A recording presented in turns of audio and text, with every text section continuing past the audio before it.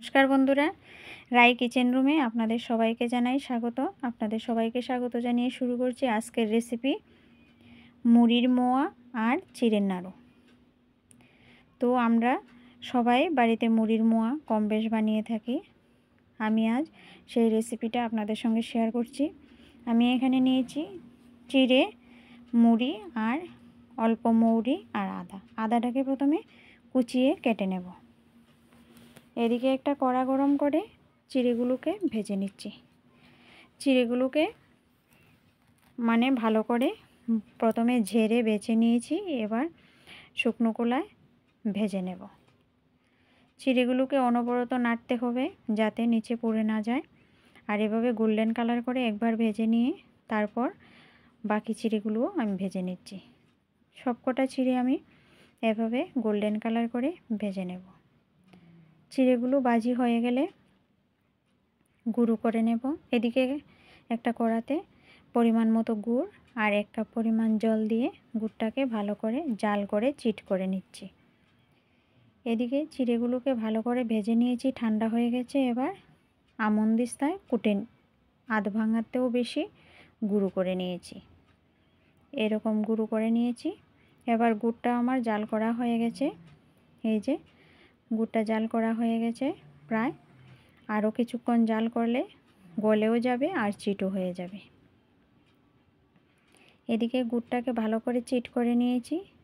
দেখুন, যখন 2 আঙ্গুলে চাপ দিলে গুড়টা তার মতো সরু সরু হয়ে যাবে, তখন বুঝতে হবে যে গুড়টা পাক দেওয়া হয়ে গেছে। এই যে আমি গুড়টাকে এভাবে আঙ্গুল দিয়ে নিয়ে এই দেখুন একদম সরু তারের মতো হয়ে যাচ্ছে, মানে গুড়টা পাক এসে গেছে ভালোভাবে। এবার রেখে দিয়ে আরেকটা কড়াতে আমি শুকনো কড়াতে প্রথমে আদাগুলোর জলটা শুকিয়ে নিচ্ছি। আদার জলটা যখনই শুকিয়ে যাবে ভালো করে, তখনই দিয়ে দেব সর্ষের তেল বা যে কোনো তেল দিলেই চলবে। সাদা তেলও দিতে পারেন। সর্ষের তেল অল্প পরিমাণে তেল দিয়ে আমি আদাগুলোকে মুচমুচে করে ফ্রাই করে নিয়েছি। এবার একটা সাইড করে রেখে দেবো যাতে তেলটা ভালো করে ঝরে যায়। মুড়ির মোয়ার মধ্যে তেলটা থাকলে ভালো লাগবে না। এবার তেলটা ঝেড়ে তুলে নেব। এদিকে মৌরিগুলো আমি মুড়িতে দিয়ে দিলাম আর ভেজে রাখা মুচমুচে ভেজে রাখা আদাগুলো দিয়ে দিচ্ছি। এই যে দেখুন গুঁড়ো হয়ে যাচ্ছে, এরকম মুচমুচে করে ভেজে নিয়েছি। এবার আদাগুলি দিয়ে দিচ্ছি। আদা আর মৌরি দেওয়ার কারণে মোয়াগুলি খেতে আরও টেস্টি হয়। আর আদার যে ঝাঁঝালোটা থাকে সেটাতেও ভালো লাগে, ঝাল আর মিষ্টি ভালো একটা বন্ডিং আসে। এখানে পাক দিয়ে রাখা গুড়টা দিয়ে এবার ভালোভাবে মিশিয়ে নেব। অল্প অল্প করে গুড় দেব আর মুড়িগুলোকে নাড়তে থাকবো। এভাবে নাড়তে নাড়তে বারবার করে গুড় দিয়ে মুড়িগুলোকে বারবার নাড়াতে নাড়াতে আমি মোয়াগুলি ভালো করে রেডি করে নিচ্ছি।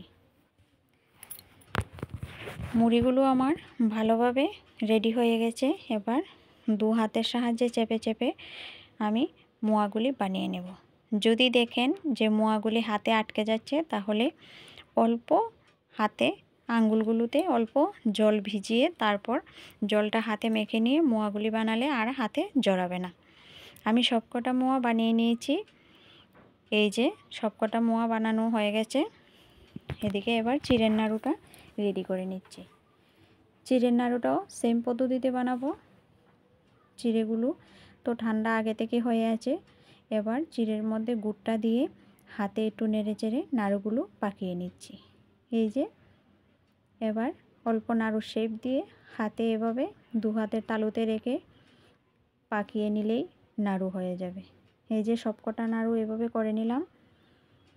এবার আমার চিড়ের নাড়ু আর মুড়ির মোয়া দুটোই পুরো কমপ্লিট। তো আজকের রেসিপিটা কেমন লাগলো অবশ্যই জানাবেন। আর এভাবে মুড়ির মোয়া বানিয়ে খেয়ে দেখবেন, দারুণ হয় খেতে।